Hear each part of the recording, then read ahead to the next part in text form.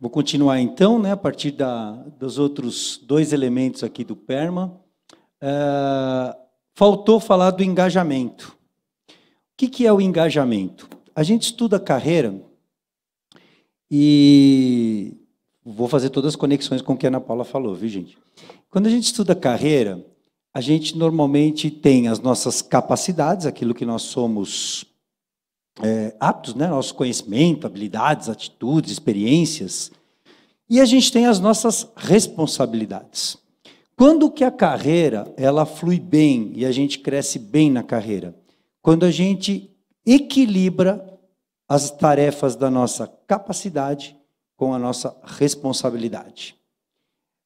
Quando eu tô nesse estado que a gente chama de bem-estar, fluência, efetividade, o pessoal chama de flow. Estou em flow. O que quer dizer estou em flow? É muito mais do que isso que eu falei. Mas acontece quando a minha capacidade está no limite da minha responsabilidade. Por quê? Porque eu fico extremamente concentrado, eu tenho uma distorção do tempo, eu não percebo se passou 15 minutos ou 1h30, porque eu estou focado, eu estou ali num passo a passo, eu não posso me desconcentrar, eu sei que eu dou conta, mas eu tenho que estar 100% ali, eu não escuto o telefone tocar, não sei o que está acontecendo no ambiente, aí a Silene chega para mim e fala assim, você viu? Não, não vi. Mas você não viu? Não, não vi. Estou aqui, concentrado, né, no meu trabalho, totalmente imerso, e após aquela 1h30, dá aquela sensação de cansaço, mas dá aquela sensação de prazer. Né? O estado de flow é muito importante no trabalho para o nosso bem-estar, para a nossa sensação. Se você passar 20% do seu dia fazendo atividades em flow, você tem a sensação de que um bem-estar, uma felicidade tremenda no trabalho. O café esfria também. Aí o que acontece? Quando você não está em flow, pode ser quando você normalmente está fora daquelas situações. Imagina, por exemplo, você tem muito mais capacidade, mas você está fazendo uma tarefa que não exige responsabilidade. Eu vou dar um exemplo para vocês. Lavando louça. Estou lá lavando louça, não estou usando nada do meu mestrado, doutorado, da aula que eu tenho que dar, nada disso. Estou lá lavando louça. Gostoso. Relaxamento. Relaxamento. 15 minutos ali, lavar a loucinha do almoço, 3 pratinhos, né? Fica 8 horas lavando louça. Fica 8 horas fazendo uma atividade assim. Como é que você se sente? Perda de tempo, inútil, né? Por que eu que estou fazendo isso? O contrário também é verdadeiro. Você acaba de chegar, estagiário na empresa, aí você joga lá na mão, né? A maioria aqui é empresário, né? Joga lá na mão do estagiário. Ó, é o seguinte, você vai programar a festa de fim de ano da empresa. Teu projeto é esse. Estagiário, como é que ele se sente? Primeiro emprego. Como é que ele se sente? Medo, perplexo, ansioso. Aí como é que você trabalha quando você está assim? Você não sabe por onde começar, né? Porque não está ali próximo da tua competência. Você não sabe por onde começar. Por onde que eu começo? Aí ele senta no computador, escreve o título, festa de final de ano. Aí levanta, vai na geladeira, pega um negócio, volta. Deixa eu dar uma olhada se tem mensagem no WhatsApp. Agora só falta 15 minutos, deixa para amanhã. Né? Então, a pessoa vai ficando ansiosa, porque aquilo está chegando, o prazo está chegando. Né? Então, as duas coisas não são boas. O bom é as pessoas trabalharem em flow. E quando eu falo as pessoas, eu falo de você e falo do seu funcionário. E falo do seu colega. Falo de todo mundo. Vou contar um fato pessoal para vocês. Eu trabalhava na Metodista, na área de educação à distância. Eu era técnico ali, responsável pelo atendimento aos alunos EAD. Só que eu era gerente de projetos em EAD. Então, uma das minhas funções era atender os alunos. E aí, um dia eu cheguei para o meu chefe e falei assim, eu quero reduzir minha carga horária. Como assim? Eu falei, não, eu trabalho 44 horas semanais, eu quero trabalhar 30. Pode pagar 1/3 a menos para mim. Ele, 1/3 a menos, eu quero ganhar menos, mas eu não quero mais trabalhar 44 horas aqui. Aí ele falou assim, isso não é possível. Eu falei, não, é possível sim, você não vai dar conta. Vou dar conta, me dá 2 estagiários. 2 estagiários de 4 horas, um para de manhã, um para da tarde. E eu quero trabalhar só 30 horas. Aí ele foi lá, perguntou, ele falou, não, mas aí eu vou tomar prejuízo. Eu falei, não vai, você vai cair R$1.600 no meu salário, faz uns 15 anos isso, né? Vai cair R$1.600 no meu salário e você vai pagar 800 para os estagiários. Aí ele fez a conta e falou, é verdade. Aí ele foi no RH. Aí ele foi lá no RH falou, o RH falou que pode. Pode, mas aí nunca mais você pode voltar atrás. Eu, não, tudo bem, estou certo do que eu quero. Aí ele chegou, me deu... eu só combinei com ele uma coisa, eu que vou escolher os estagiários, porque eles vão trabalhar comigo, para mim, então eu que vou escolher. Aí, enfim, foi o melhor momento da minha vida. Por quê? O meu trabalho era... eu saía para fazer muitas reuniões com gerentes, coordenadores de curso e tal. Enquanto isso, o departamento precisava puxar minhas ligações. Tocava o telefone, eles tinham que puxar a ligação. E aí, quando eu chegava, além de ter coisas das reuniões para ter que tratar, eu tinha um monte de post-it lá na minha mesa para ligações que eu tinha que fazer. E a maioria das ligações era assim, olha, isso não é isso, é o telefone do financeiro. Olha, isso não é aquilo, é não sei o quê. Né? Então, assim, eu gastava a maior parte do tempo fazendo aquele aborrecimento e frustração ali. Quer dizer, um negócio muito abaixo da minha capacidade, que é ficar transferindo ligação telefônica, né? Ao passo que as coisas importantes, quer dizer, na minha visão que eram importantes, não dava tempo de fazer. E aí eu disse isso, como tinha estagiários aí no lugar naquele momento, olha como a vida ficou boa. O departamento agradeceu. Por quê? Porque agora não precisava mais puxar ligação, tinha gente que atendia. Aos poucos eu fui ensinando as pessoas a dar os encaminhamentos, a resolver as coisas, de tal forma que o trabalho que eu fazia, que antes era 3% em flow, passou a ser 40% em flow. Por quê? Porque passou a ser 40% aquilo que estava no limite da minha capacidade, que só eu podia fazer. Um dia uma das meninas chegou para mim e falou assim, eu estava entre uma reunião e outra, ela falou assim, eu tenho um monte de coisa para te falar. Eu falei, um monte de coisa para me falar? Então fala assim, então vamos fazer um filtro. Primeiro você só me fala aqueles problemas que eu posso resolver. Porque se eu não posso resolver, não me fala agora. Fala depois. Eu falei, segundo, que só eu possa resolver. Porque se outra pessoa pode resolver, por favor, agora fale com outra pessoa. Se eu não posso, né? Se não é só eu que posso resolver, então não tenho nada para te falar. Né? E é verdade, as pessoas tomam o nosso tempo com coisas inúteis. E aí, resultado, né? Foi a melhor época da minha vida, foi a melhor época para aquelas meninas. Uma delas trabalha lá até hoje, uma delas trabalha lá até hoje, fez pedagogia, acabou terminando a faculdade, continuou dando aula na faculdade, foi a porta de entrada para ela. Né? Então, a gente pode trabalhar melhor o nosso tempo para ter mais momentos de flow. Denis, o exemplo que você deu do Gabriel, vou usar de novo aqui. Né? O ChatGPT. O ChatGPT é ótimo para a nossa produtividade, mas ele não faz a gente viver, a gente fica igual aquele cara do clique. Né? A gente fica adiando as coisas. Os meus alunos entregam um monte de trabalho em ChatGPT, mas eles não fizeram o trabalho mental, do passo a passo, do construir o conhecimento. Eles entregaram a tarefa, mas não aprenderam. Né? A nossa aprendizagem, assim como as nossas emoções, estão no processo. Se a gente, tudo que tiver que entregar, a gente terceirizar, a gente não viver o processo de fazer, não viver o flow de fazer, o flow de pensar no seu amigo, de sentar e escrever os sentimentos que você está tendo de verdade, né? Depois filtrar aquilo e ver o que você vai contar para o teu amigo. Mas se a gente não fizer o processo de viver o tempo, a gente não vai ter momentos de flow na vida. Nós vamos viver robôs, nós vamos ser realmente consumidos. A inteligência artificial vai nos dominar, porque nós deixaremos de ser humanos. Eu li uma frase esses dias que ilustra muito bem. Não me preocupa a inteligência artificial, o que me preocupa é a perda da inteligência natural. Pela primeira vez na história, nós estamos diante de uma geração que tem o QI médio pior que a geração anterior. Primeira vez na história. Né? O que aconteceu com o nosso exercício físico? Eu me lembro quando a gente tinha que levantar para mudar o canal da televisão. Eu vivi isso, né?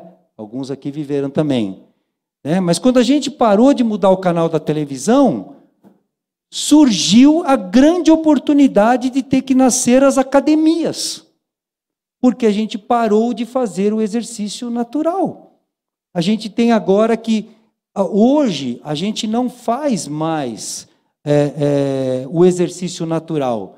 A gente ganhou o tempo com os controles remotos e tem que planejar o tempo da caminhada, planejar o tempo de nadar, planejar o tempo de fazer musculação. Antigamente não, ele estava na nossa vida.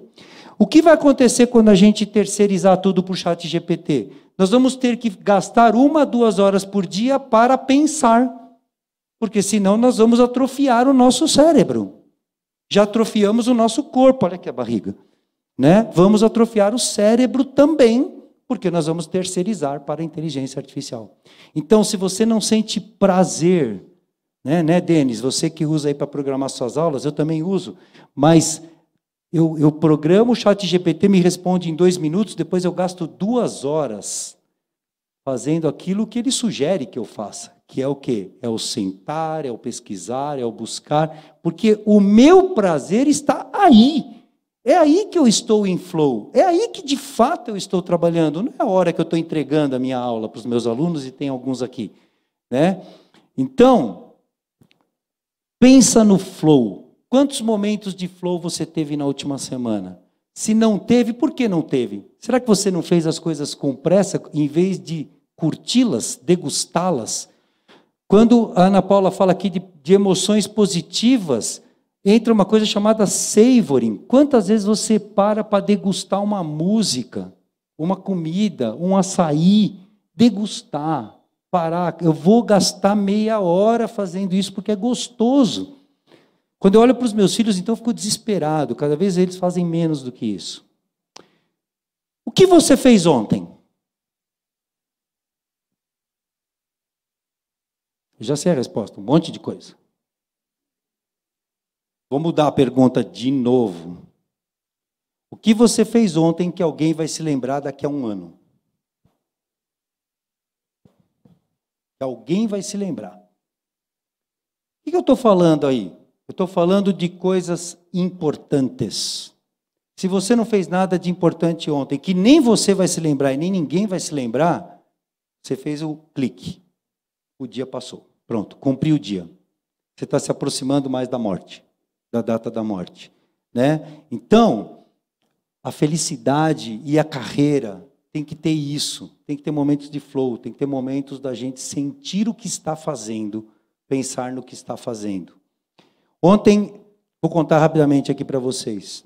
Eu dei 6 horas aula de manhã na Mauá, das 7h40 a 1h, fui para casa, aconteceu uma coisa inédita. Minha esposa foi lá e pegou alguns amiguinhos do Rafael e levou para casa para almoçar. Ela não estava bem, não dormiu à noite, mas ela falou, não, vou fazer esse sacrifício, porque esse sacrifício vale a pena. E aí, levou lá, quando eu cheguei em casa, quase 2 horas da tarde, tinha 5 amiguinhos deles lá brincando, jogando. Eu almocei, tal, daqui a pouco, e às 7 horas da noite eu ia para o Mackenzie dar aula até às 11 ainda. E aí eu tinha aquele tempinho da tarde, dali a pouco a gente olha, então, os meus 2 filhos e 3 meninos no celular, e 2 meninos que não levaram, um menino e uma menina que não levaram o celular, eles têm 10 anos, tá? Não levaram o celular, estavam lá olhando para o nada, e anda para um lado da casa, e anda para o outro e tal. Eu falei, sim, nós vamos fazer diferença na vida dessas crianças. Pega um baralho.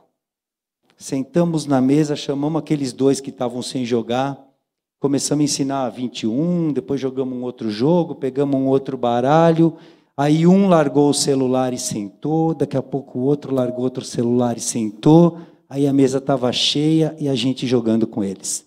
3 horas da tarde ontem. Aí eu pergunto, o que foi mais importante do meu dia? Meus alunos nem lembram do que eu falei. Na semana que vem eu volto e pergunto, o que vocês viram semana passada? Eu vou falar, não lembro. Vão procurar alguma consulta, quem anotou, né? Nem os da manhã, nem os da noite, não lembram. Mas essas crianças talvez vão contar o resto da vida deles. Eles vão contar o resto da vida. Eu fui na casa do meu amigo um dia, o pai e a mãe dele sentou para jogar com a gente. Sentou para jogar baralho com a gente. Me ensinaram esse jogo aqui. Né? O que você fez de relevante ontem? O que você fez de importante? Quando a gente fala em realizações, que é o último elemento do PERMA, eu estou falando de entregas, de coisas concretas. Como é que você entrega coisas mais relevantes? Como é que o seu dia faz mais impacto? Quando a gente fala de gestão do tempo, esse aqui é o famoso quadrante, muitos de vocês já devem ter visto. Nós temos as coisas urgentes e não urgentes, importantes e não importantes. O primeiro quadrante, ali, quadrante 1, é o quadrante das coisas urgentes e importantes. São os incêndios. Você tem que parar tudo e dar conta.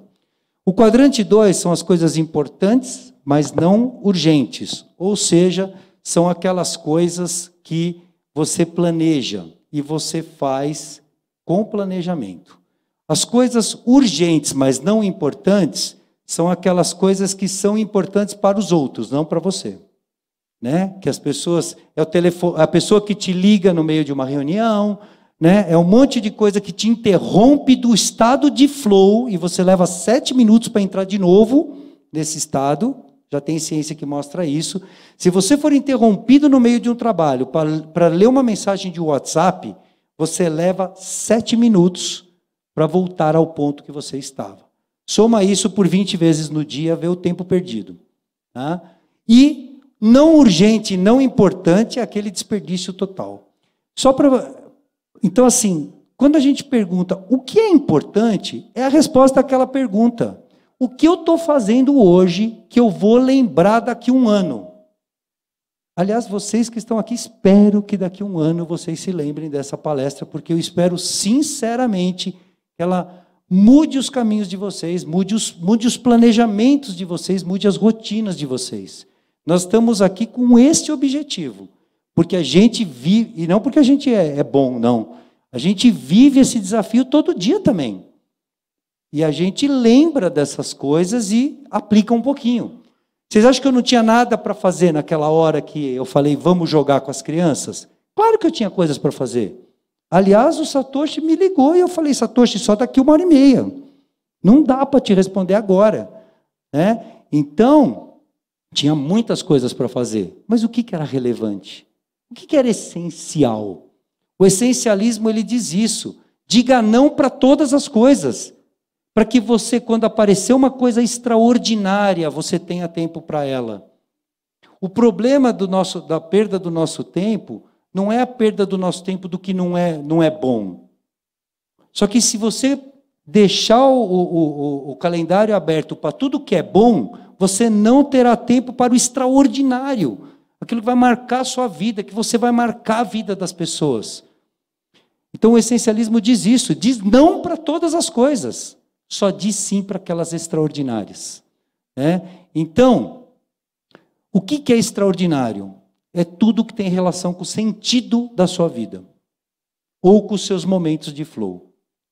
Se não tem razão com o sentido da sua vida, com os relacionamentos da sua vida, com as pessoas importantes da sua vida, e não tem sentido com momentos de flow que você pode viver para viver uma emoção, para viver uma concentração, né? Se não tem relação com essas coisas, não é importante.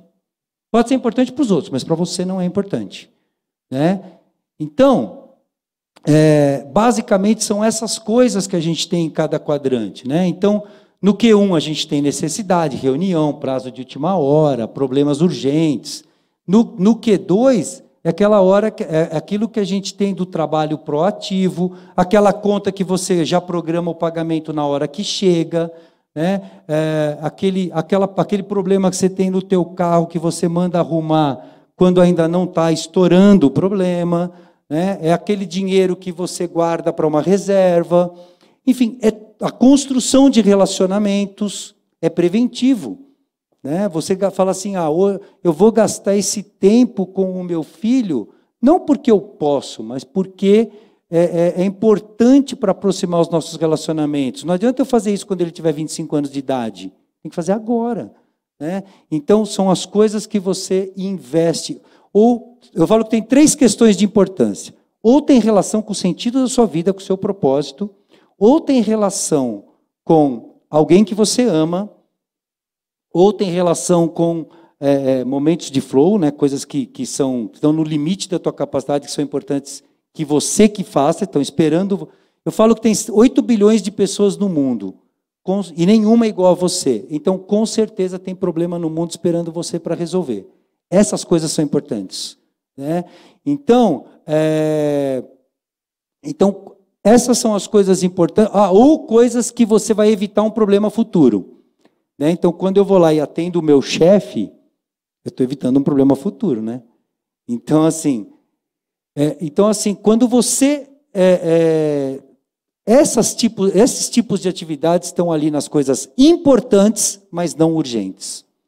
O Q3 são as distrações. Né? Um monte de interrupção desnecessária, você ouve o barulhinho do WhatsApp e para olhar, reuniões irrelevantes, reuniões sem pauta, sem objetividade, 2 horas, 3 horas de reunião,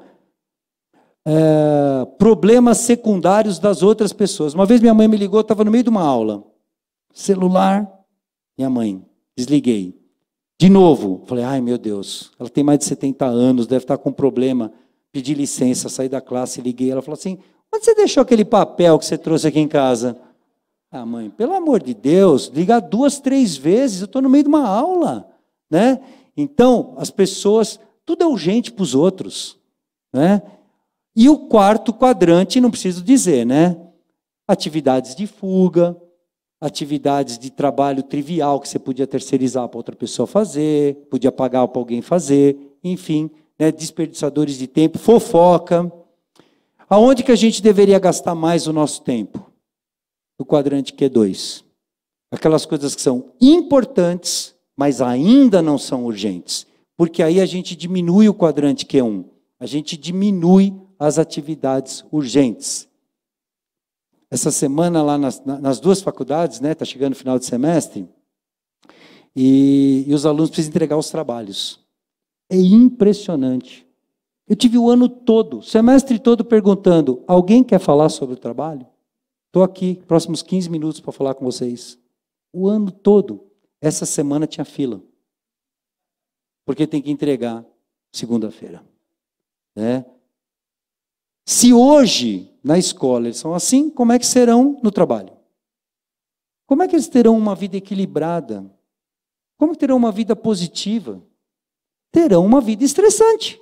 Se hoje leva no estresse. Né? Então, esse é o caminho. Tá? Então, o que a gente faz ali, juntando o flow com essa questão do tempo? O ideal é pensar o seguinte, são tarefas que estão abaixo da minha capacidade? Paga para alguém fazer. Paga, como eu fiz naquele momento. O estagiário pode fazer isso. Para ele é importante, abre mais vagas. Eu prefiro pessoas trabalhando. Se eu tiver, né, eu não sou empresário, mas eu vou abrir minha empresa e quando tiver minha empresa, ninguém vai trabalhar mais de 4 ou 6 horas por dia. Por uma razão muito simples. Eu prefiro essa pessoa trabalhando 4 horas com a vida familiar dela equilibrada, com o exercício físico dela equilibrado e ela estudando no restante do período, mantendo-se atualizada, do que uma pessoa trabalhando 8 horas, cansada, desatualizada, pensando nos problemas que tem em casa. Hoje, a relevância das pessoas não está no tempo que elas estão dedicadas a mim. A relevância está no insight que ela tem, na sacada, na capacidade de resolver problemas. E isso não é por trabalhar muito. É por trabalhar com capacidade, por trabalhar atualizado, por trabalhar com a cabeça tranquila, por trabalhar nas atividades no nível dela, em flow.